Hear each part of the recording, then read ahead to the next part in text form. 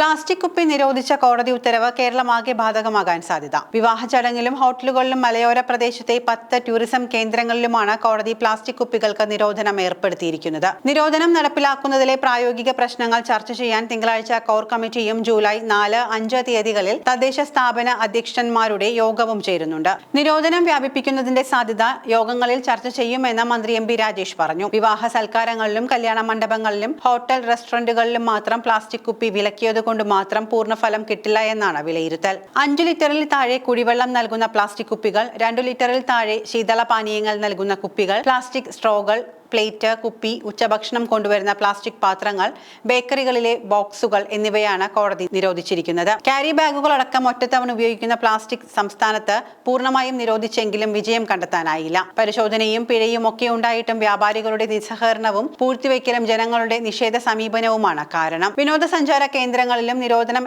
നടപ്പിലാക്കണമെന്ന ഉദ്യോഗതലത്തിൽ നിർദ്ദേശമുയരുന്നുണ്ട്. എന്നാൽ ഇവയെല്ലാം കുടിവെള്ളം നൽകുന്നതിന് ബദൽ സംവിധാനം ഒരുക്കേണ്ടതായും വരും. 2024 ഏപ്രിൽ 1 മുതൽ ഇക്കൊല്ലം മാർച്ച് വരെ സർക്കാർ സ്ഥാപനമായ ക്ലീൻ കേരള കമ്പനി ഒരു വർഷം ശേഖരിച്ചത് 5,16,753 കിലോ പ്ലാസ്റ്റിക് കുപ്പികളാണ്. ആകെ ശേഖരിച്ച മാലിന്യം 6,16,64,051 കിലോഗ്രാമുമാണ്. ഇങ്ങനെ ശേഖരിച്ച പ്ലാസ്റ്റിക്കിന്റെ 50 ഇരട്ടിയെങ്കിലും ആക്രി വ്യാപാരികൾ വഴി റീസൈക്ലിംഗ് പ്ലാന്റുകളിലേക്കും എത്തുന്നുണ്ട്. കുടിവെള്ള കുപ്പികൾ പോലെ തന്നെ മഴക്കോട്ടുകളും പരിസ്ഥിതിക്ക് പ്രശ്നം തന്നെയാണ്. ഉൽപാദകരിൽ നിന്ന് എക്സ്റ്റൻഡഡ് പ്രൊഡ്യൂസർ റെസ്പോൺസിബിലിറ്റി ഫണ്ട് ഈടാക്കാൻ വ്യവസ്ഥയുണ്ട് എങ്കിലും അതും ചെയ്യുന്നില്ല.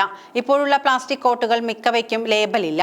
ലേബൽ നിർബന്ധമാക്കിയാൽ ERP ഫണ്ട് ഈടാക്കാം. ഈ പണം റീസൈക്ലിംഗിന് ഉപയോഗിക്കാം. ബ്രഹ്മപുരം മാലിന്യ പ്ലാന്റ് തീപിടുത്തത്തിന്റെ പശ്ചാത്തലത്തിൽ ഹർജി പരിഗണിക്കവെയാണ് കോടതി ഇതെല്ലാം പരിശോധിച്ചത്. ജലാശയങ്ങളിലേക്കും മറ്റും മദ്യക്കുപ്പികളടക്കം വലിച്ചെറിയുന്നുണ്ടെന്ന് കോടതി പറഞ്ഞു. കാലിക്കുപ്പികൾ ചെറിയ നിരക്കിൽ സംഭരിച്ച് റീസൈക്ലിംഗ് ചെയ്യാൻ ബിവറേജസ് കോർപ്പറേഷൻ പദ്ധതി തയ്യാറാക്കുന്നത് ഉചിതമായിരിക്കുമെന്നും കോടതി പറഞ്ഞു. ബ്രഹ്മപുരം മാലിന്യ സംസ്കരണ കേന്ദ്രത്തിൽ കെട്ടിക്കിടന്ന മാലിന്യത്തിൽ 90% സംസ്കരിച്ചതായി കൊച്ചി കോർപ്പറേഷൻ അറിയിച്ചു. പുതിയ കംപ്രസ്ഡ് ബയോഗ്യാസ് പ്ലാന്റ് നിർമ്മാണം പൂർത്തിയായി. BPCL സഹകരണത്തോടെയുള്ള പ്ലാന്റിന്റെ ട്രയൽ റൺ നടത്തുകയാണ്. 1 മാസത്തിനകം പ്രവർത്തന സജ്ജമാകുമെന്നും അറിയിച്ചിട്ടുണ്ട്. ദിവസം 150 ടൺ മാലിന്യം സംസ്കരിക്കാൻ ശേഷിയുള്ളതാണ് ഈ പ്ലാന്റ്. കർഷക റോഡിലും ഐലൻഡിൽ നേവി വിമാനത്താവളത്തിന് മുന്നിലും മാലിന്യ കൂമ്പാരമുണ്ട് എന്നും കോടതി പറഞ്ഞു. പനമ്പള്ളി നഗറിലും മെറൈൻ ഡ്രൈവിലും നടപ്പാതകൾ സ്പോൺസർമാർ വേണ്ടവിധം പരിപാലിക്കുന്നില്ല എന്നും കോടതി കുറ്റപ്പെടുത്തി. ഇക്കാര്യം പരിശോധിക്കണമെന്നും കോടതി നിർദ്ദേശിച്ചിട്ടുണ്ട്.